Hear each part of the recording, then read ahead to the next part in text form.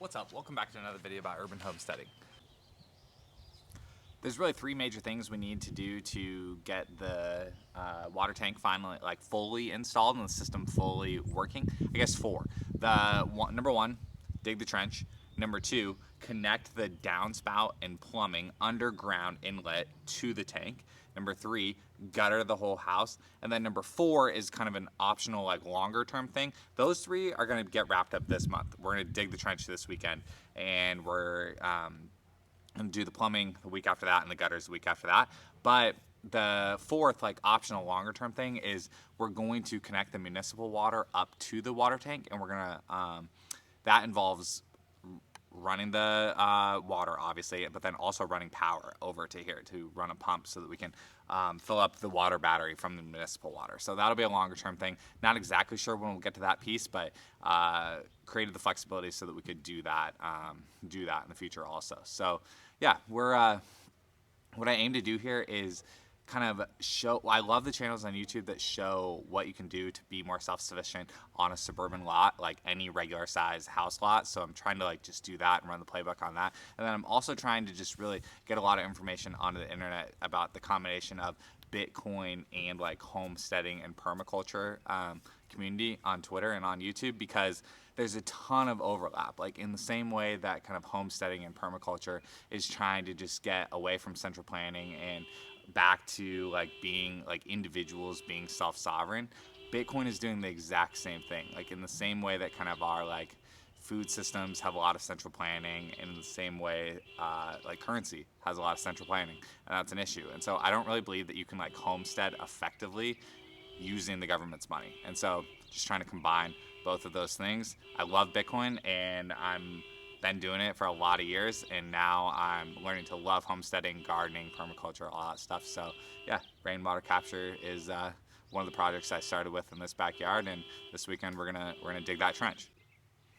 As you can tell from the honking in the last clip, I'm close to my neighbors, relatively close to my neighbors, living here in a kind of master plan neighborhood. And so yeah, just trying to do what I can with the space that I have available and create honestly a citadel. Bitcoiners talk a lot about citadels, talk about being self-sufficient, and I really believe that it's going to be very, very obvious where the Bitcoiners live, because the infrastructure is going to work in their part of town. And so that's part of the reason why I want to build this water battery and just feel what it's like to just always have water on hand.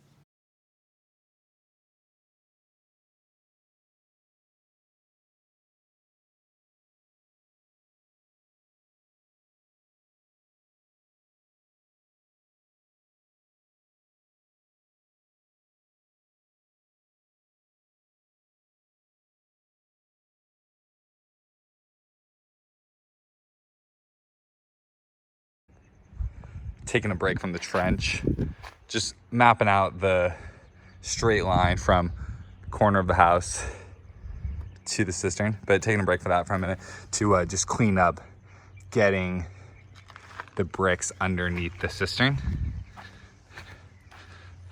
So when we laid it down, it kind of pushed out. So just cleaning up this front part, and then we'll get back to deepening the trench.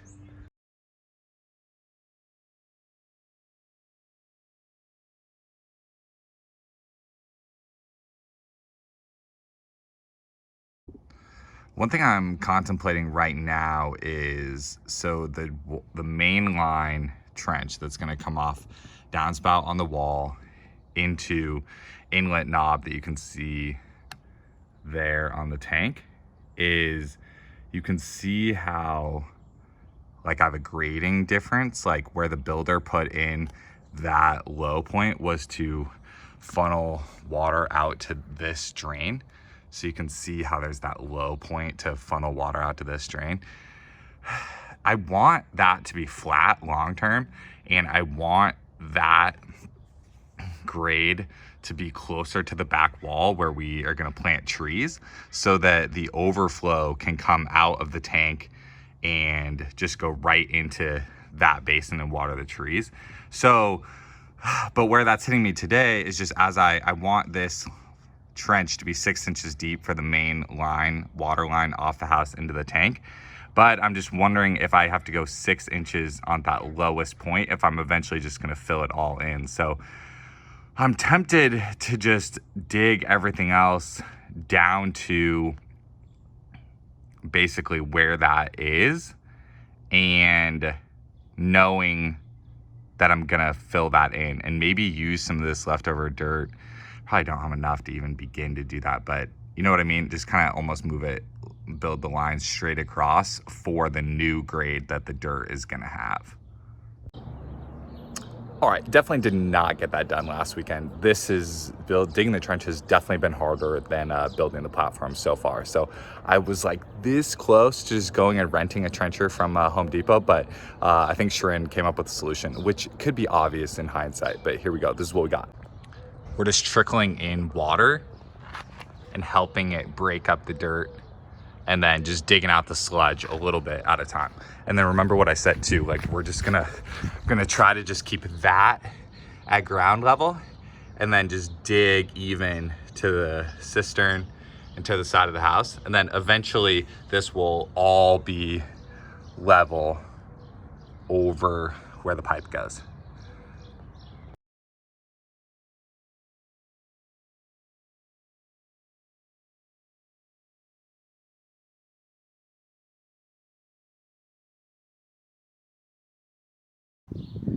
All right, so the downspout is gonna end up hitting right like here on the wall, so that we miss this electrical box. So it's gonna come straight down, and then basically where the wood is, now we need to do a straight line over to the trench that's there. So trench right there next to the water tank. I'll probably leave where it is for now because I don't know exactly where we'll rotate it, where we do the plumbing in, and then just gonna get this straight line carved out and call it.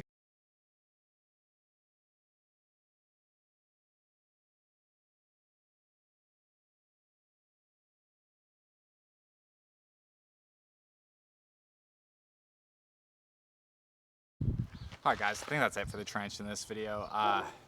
Gonna leave the water soaking on a few of the tough parts and just fine tune it up before the install day, which should be next week. So we got our water consultant coming out to help do the plumbing and tie-in from the downspout, build the downspout.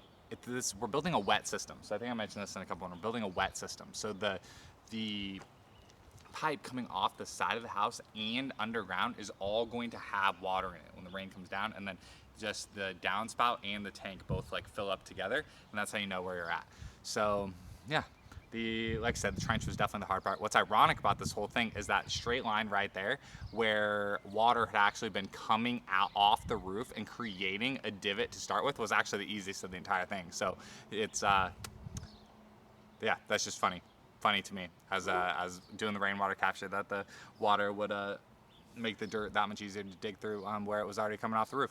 So that's it. We're just documenting what you can get done in a small backyard footprint, and we're combining everything about Bitcoin with everything about just suburban homesteading. So thanks so much for watching.